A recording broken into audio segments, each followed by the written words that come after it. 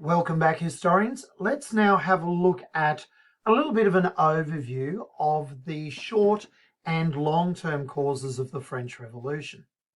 So certainly this sort of distinction between short and long-term causes is perhaps a little bit false. In a moment, you'll see how they overlap.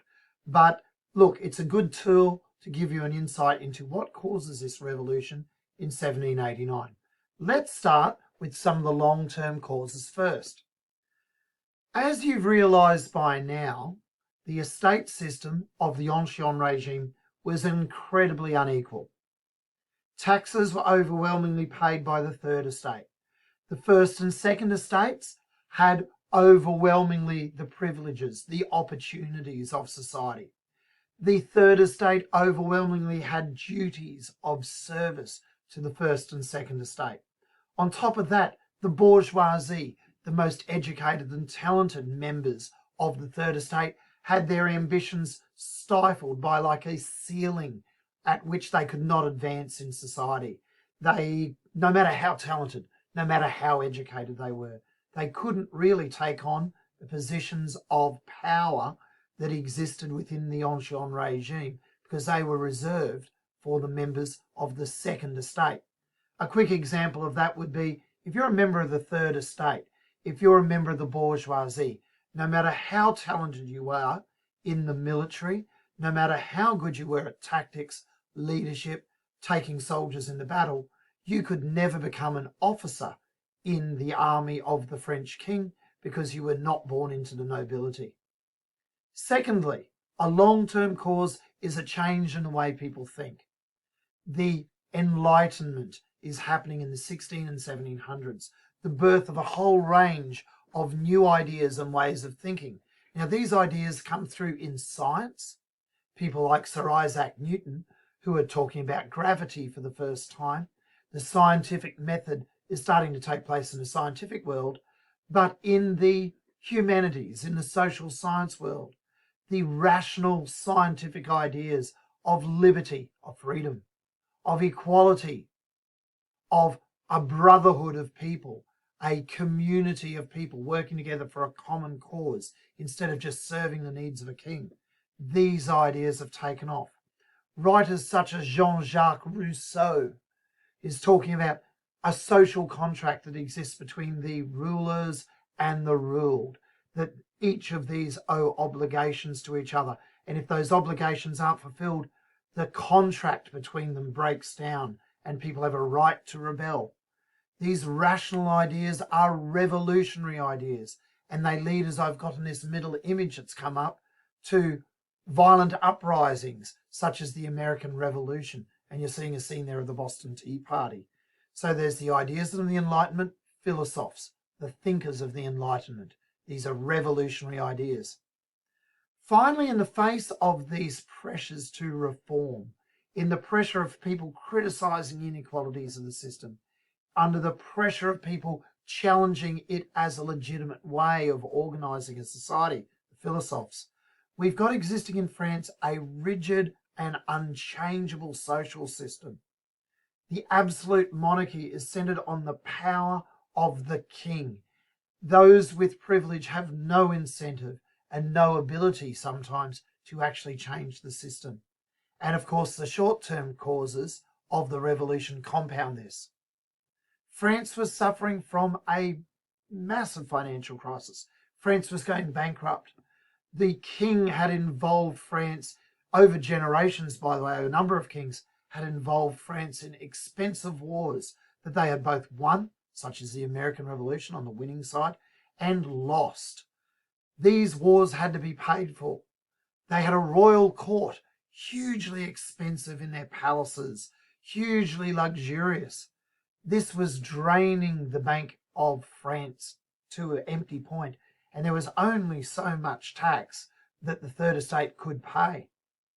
On top of that, in 1787, 1788 and 1789, there were harvest failures, vicious, bitter winters, which led to failures of crops, particularly bread. The wheat crop, which of course goes to the production of bread. And it's bread that the people of Paris and the cities of France really survived on. If bread hadn't actually run out, the prices were so high that the average person had trouble affording them. Affording a loaf, pardon me. Then we have a whole system centered on the nature of the king, and Louis XVI is perhaps most unsuited to be an absolute monarch. Some people would argue he's incompetent and out of touch. Perhaps it's more fair to say this is a gentle and kind man who listens to advice, and the advice was conflicting. Perhaps he was ill-suited to the role of absolute monarch.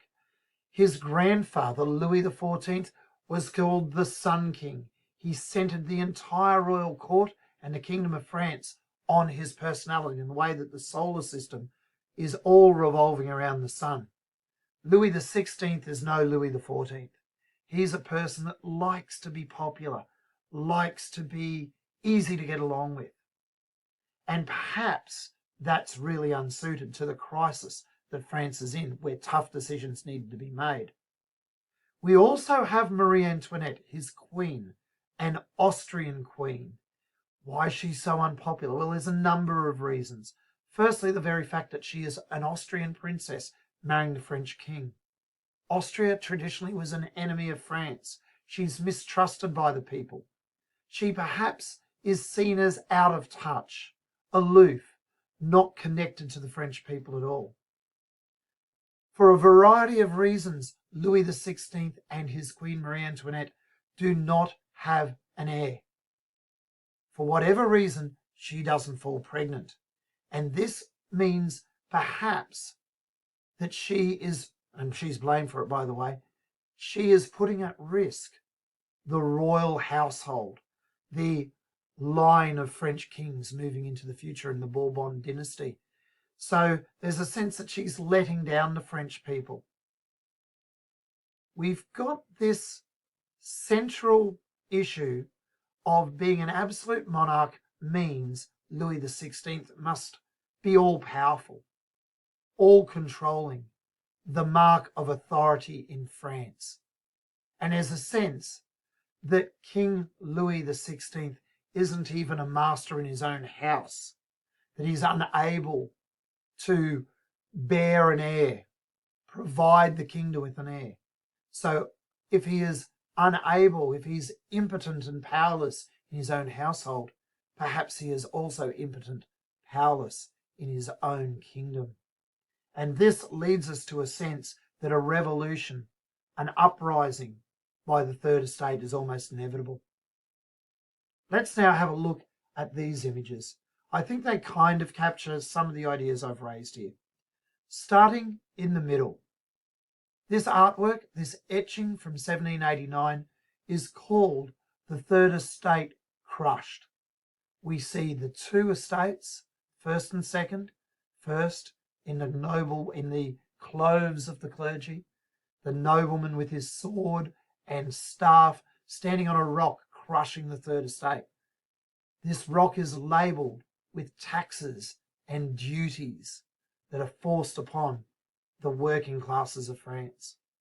We've got the imagery here of Marie Antoinette, the Austrian princess, Queen of France, and Louis XVI, this kind of gentle-looking fellow, not particularly intimidating and strong-looking in any of his portraits. A gentle, luxurious lifestyle that seems out of touch to the experiences of the Third Estate, who are trying to harvest from fields in which nothing is growing, trying to provide wheat to make bread for people in cities who can't afford to buy it.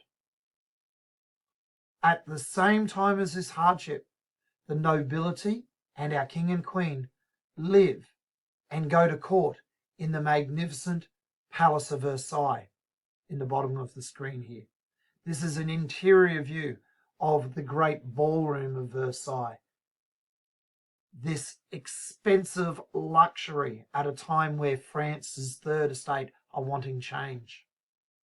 And finally, we have the experience of the American Revolution, inspired by people like Jean-Jacques Rousseau's Social Contract, the philosophes who are suggesting there's another way in which France could be operating.